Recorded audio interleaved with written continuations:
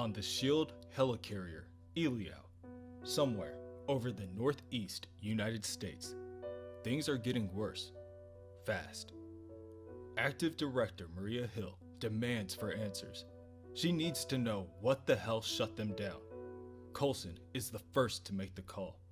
He tells her their aggressors are Russian by the look of it, and 2 of them are even enhanced with costumes. However, Coulson just got word that the power loss was very specific. It didn't impact the holding cells, but the interrogation rooms went down. The Chameleon escaped, and Spider-Man is nowhere to be found. Things are certainly looking bad, but unbeknownst to the director, things can always get worse. On the other side of the helicarrier, a fully transformed Hulk swings wildly at the 2 skull-faced men. His colossal swings are barely dodged by Spider-Man, but the collateral damage cannot be ignored. Spider-Man's plan was to get in, get the Chameleon, and get out.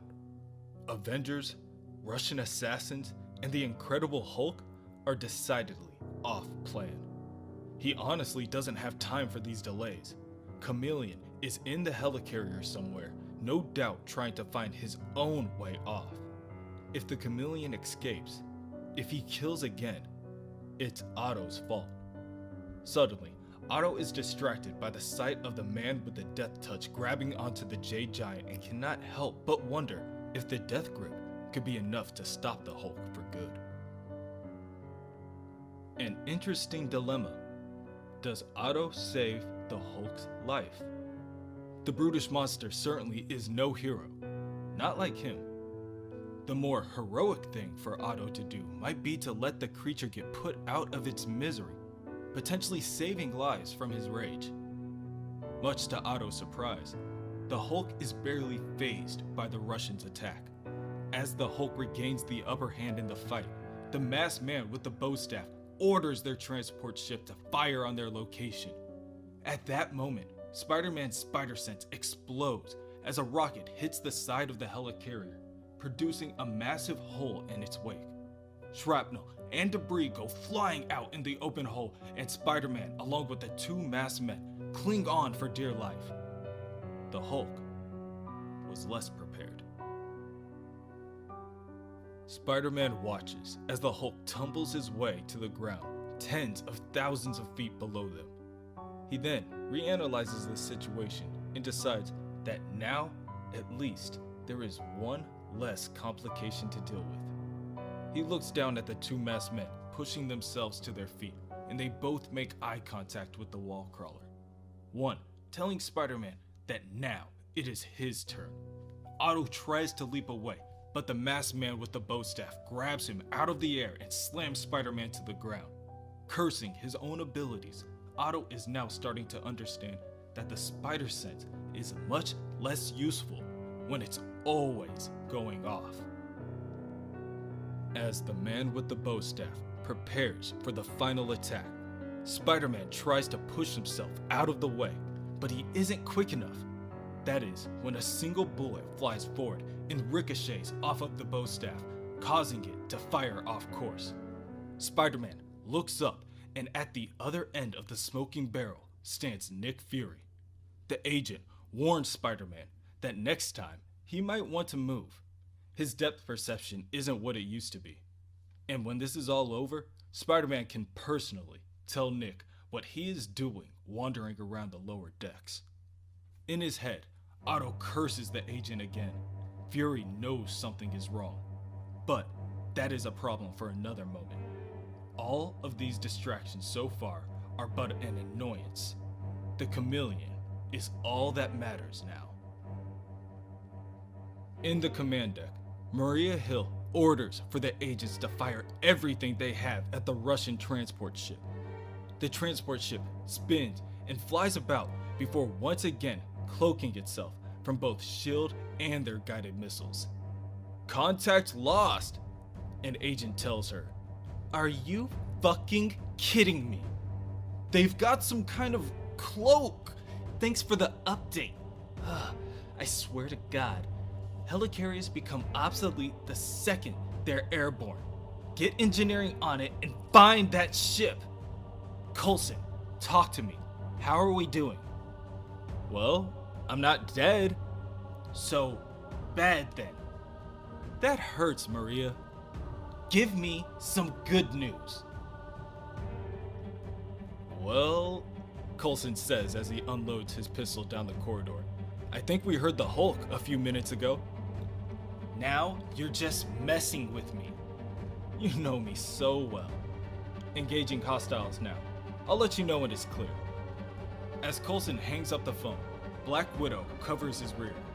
Within her fight, she attempts to reason with the Russians in their native language. She asks them about their identities and who they work for, and they respond that she will soon find out. She is yet another traitor on their list. Natasha quickly snaps back, telling the men that she is on many lists, so they'll need to be more specific. Natasha then lands a strike of her Electric Widow's bite and incapacitates her opponent before turning her attention to the other agents headed for safety. Within the group of agents stands the newly masked Chameleon. You, he says, still using the doctor's voice. He continues to stare down the hallway. Widow! The Chameleon prepares to call out for the Widow, knowing that she may be the only one who can truly save him from the assassins.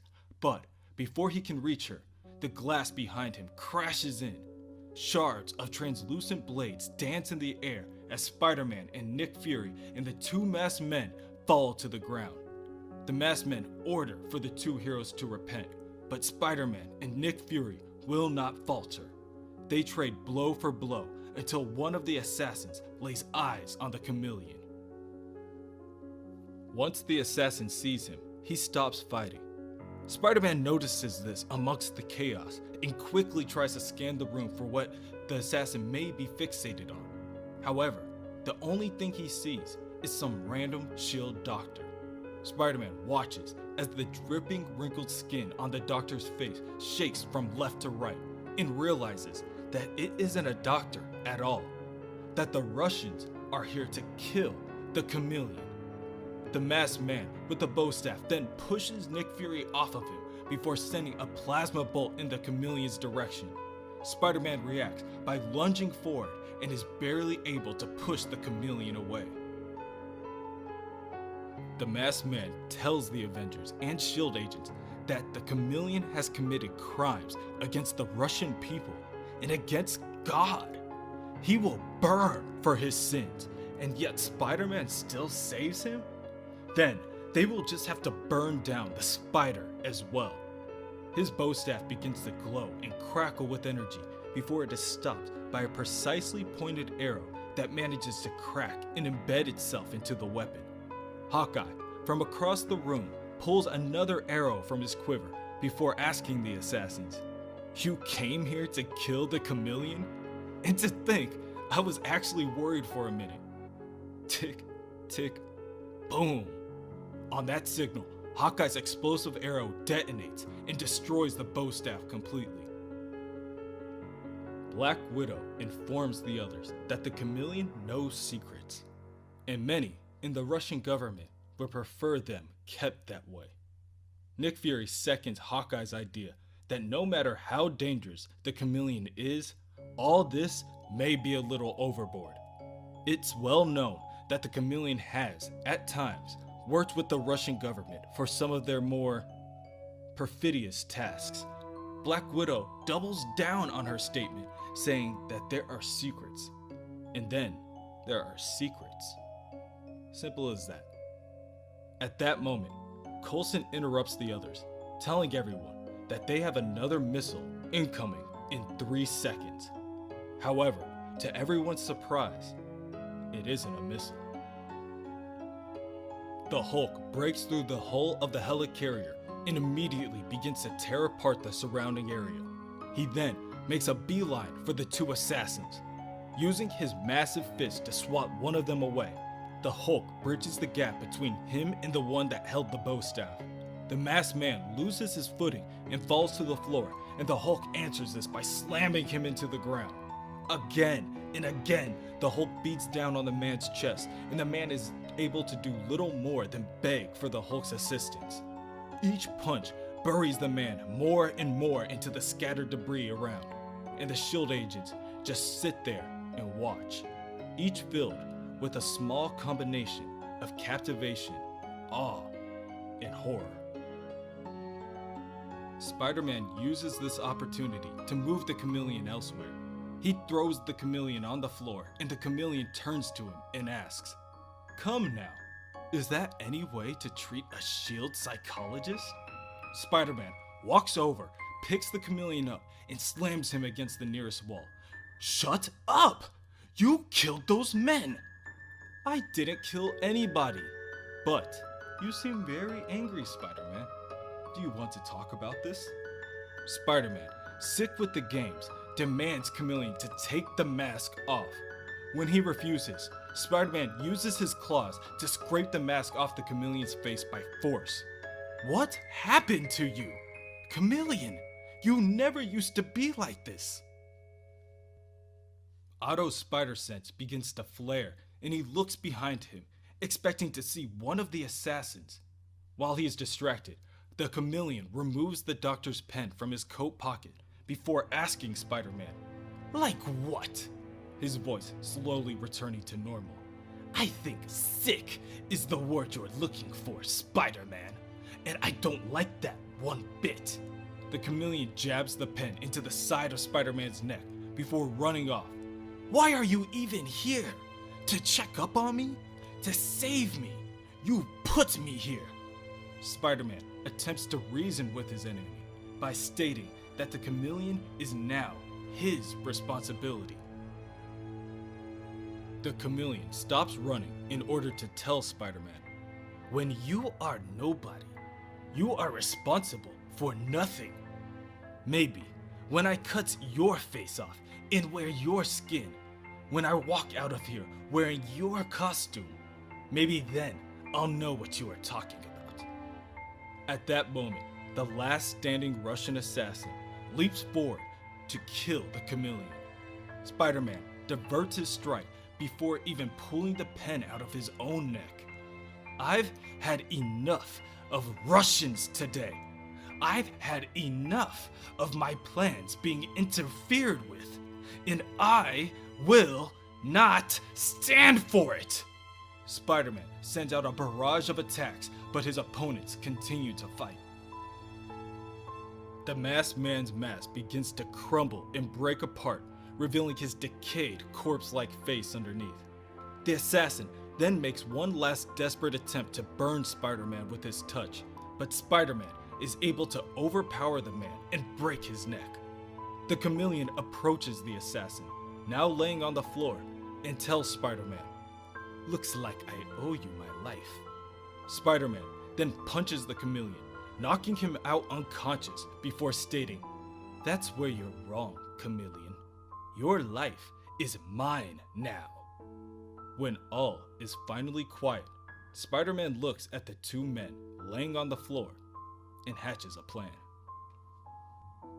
All in all, things were a lot simpler back when Otto was going to blame AIM for the attack and smuggle the Chameleon out in an escape pod. But he still has time to pull off the greatest escape in the world. Moments later, Nick Fury arrives on scene just as an orb of crackling red energy teleports both the assassin and the Chameleon away. Much to the agent's displeasure, Spider-Man tells him that the assassin was able to get the drop on him, take the Chameleon, and teleport away. However, there is good news. Spider-Man tells Fury that he was able to track the energy signature to about 100 yards off of their starboard side. Nick Fury then makes the call to Maria Hill, and she is all too pleased to open fire. At her command, a bombardment of missiles leaves the helicarrier and explodes on impact, destroying the enemy transport ship and causing the remains to barrel towards the ground below. Inside the helicarrier, the group of Avengers stand in the wake of the havoc, and Hawkeye still can't believe that this was all for the Chameleon. Nick Fury tells Hawkeye that whatever secrets the Chameleon had just went up in flames. He then turns to Spider-Man and offers to help get him patched up. Spider-Man slaps away Nick's hand and tells the agent that he has had enough of their secrets and spy games for the day. Besides, he's got people